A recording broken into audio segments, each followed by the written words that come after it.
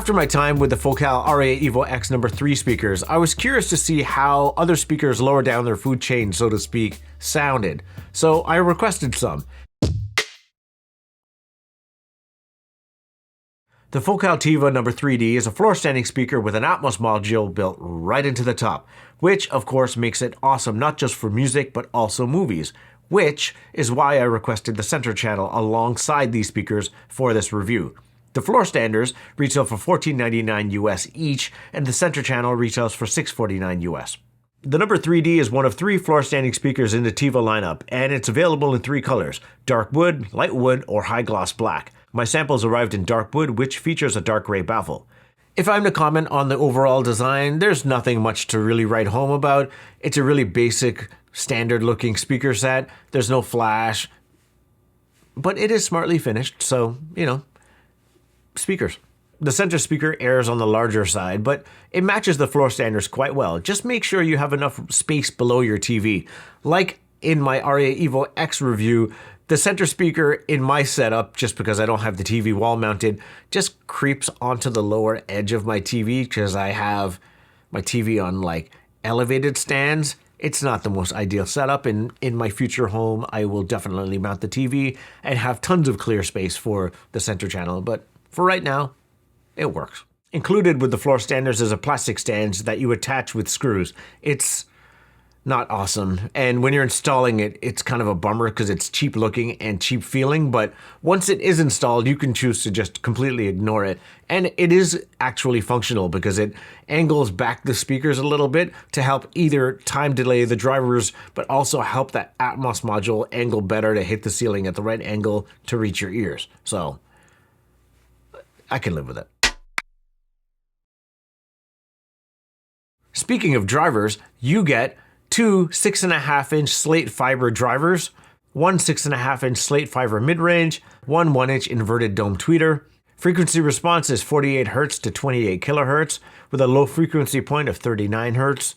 Sensitivity is 91 decibels. Crossovers are 270 Hz and 2.7 kHz. Nominal impedance is 8 ohms with a minimum of 2.9.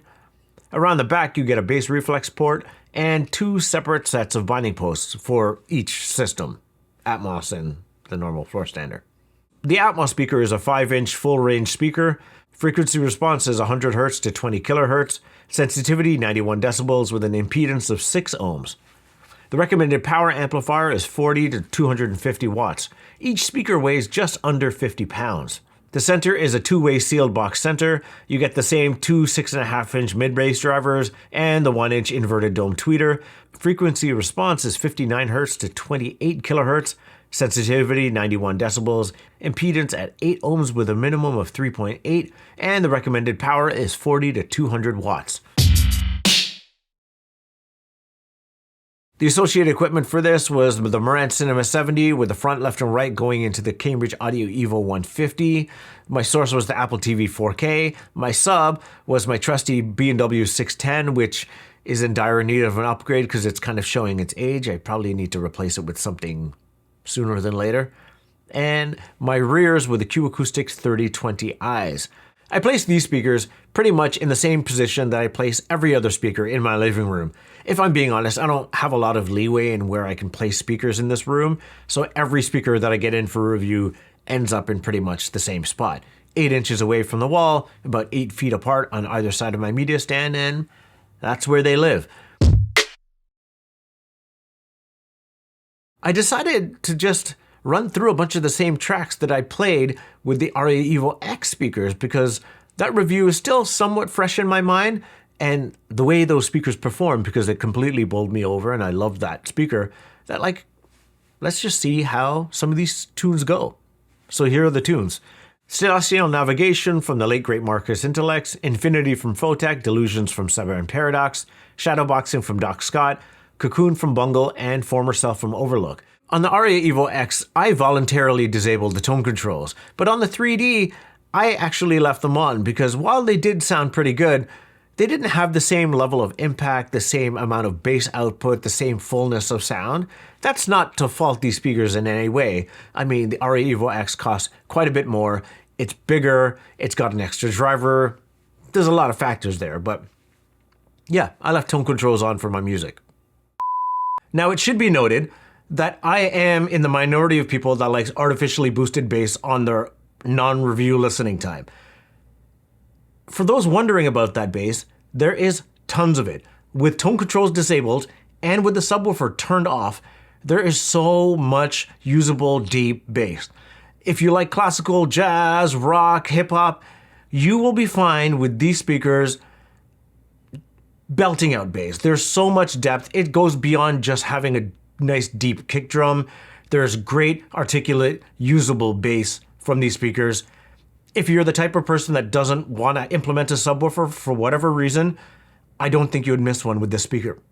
I did try switching out the amplifier to the CX-81 Mark II, and I recall using the Mark I on the Focal AriaEVO X and just trying it out, and I immediately went back to the EVO 150 because it didn't feel like it was powering that speaker well enough. But with the 3D, the 81 Mark II works just fine. Like, especially with the 91 decibel sensitivity on these speakers, like they're easy to drive. The 81 Mark II powers it no problem. And so I decided to just leave it connected for my next round of listening when I switched genres into the golden age hip hop.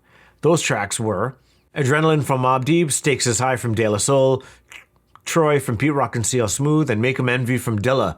Now, this might be a bit of a hot take, but I always think that golden age hip hop maybe not the most resolute music to put through a pair of speakers to test them, but like, I enjoy it. And to be honest, like if you're just looking to pump some tunes, just play your favorite music through your speakers. Who cares what other people think? But like for the purposes of this review,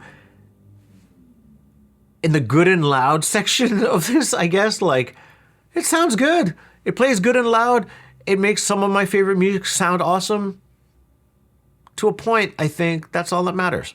So then I switched gears and ran through some more chilled out tracks. Permanence from Akuratide, The Frequency of the Truthers from Black Dog, and William Orbit's reimagining of Adagio for Strings.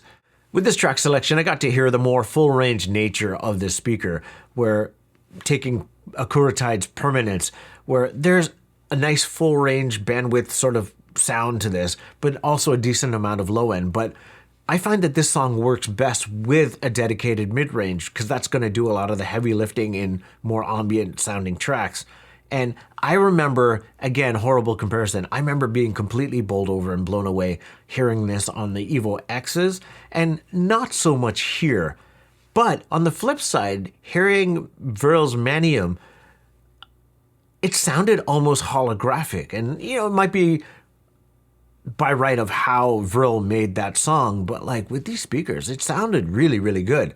So I decided to get a little bit frisky, and I switched it over to multi-channel music mode. And then that opens up like my rear speakers, the center channel speaker, and also those Atmos speakers.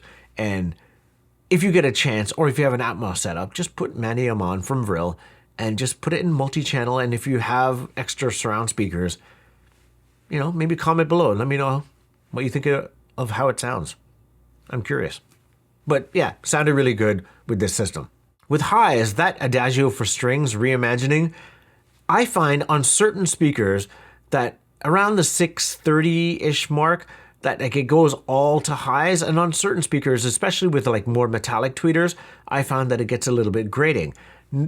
It wasn't the case with the EVO X's, and then playing on this one at a bit of a fruitier volume, I find that it did get a little bit sibilant for my ears, but it wasn't too big of a deal. And if that becomes a thing for you, you can either just turn down the treble or just back down the volume just overall, just to save your ears.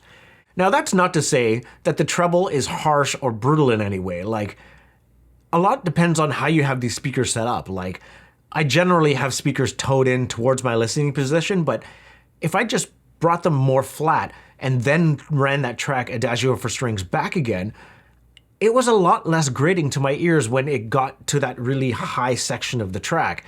And I didn't have to turn down the treble. It was just easier to hear. There was less grating to my ears, and dare I say, a little more sweet sounding. So, as with everything, just play with speaker positioning a bit. And I'm also comparing these unfairly to my experience with the EVO X speaker. And to be honest, like that speaker is taller than these ones. So that treble wasn't hitting my ears at the same level. So that could play a big part into how I'm perceiving the treble of these speakers.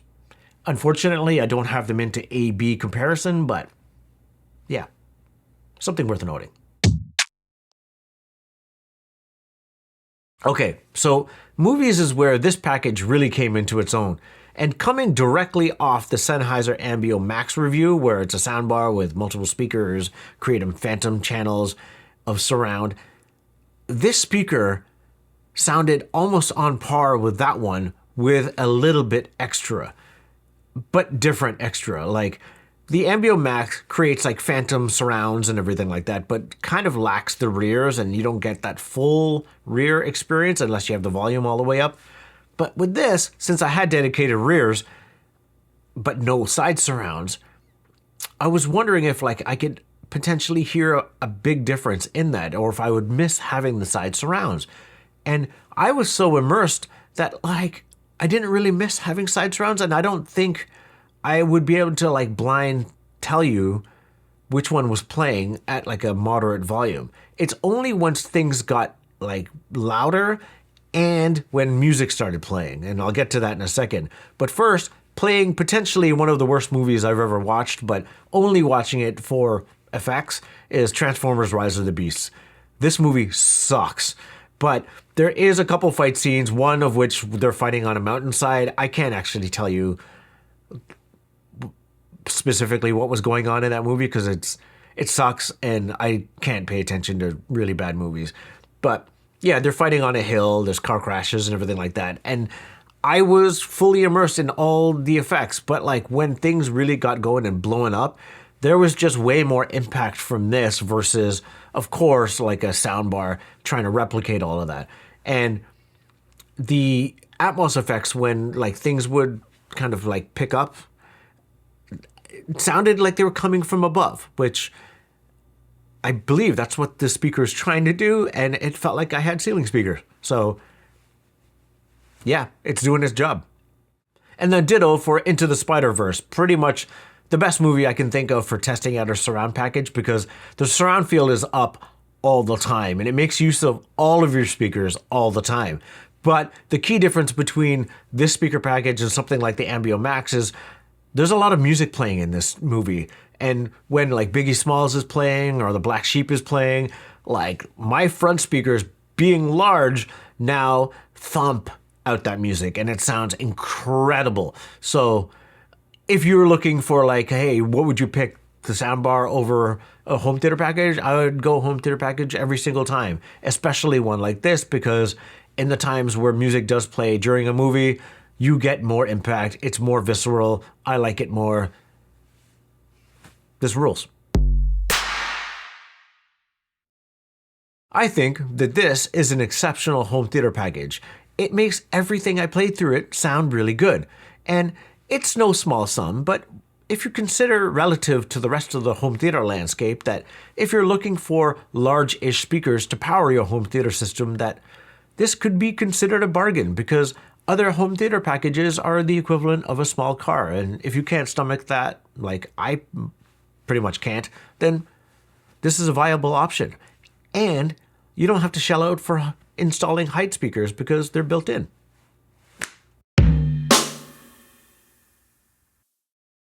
If you like this video, please consider liking and subscribing. I'd really appreciate it. Cheers.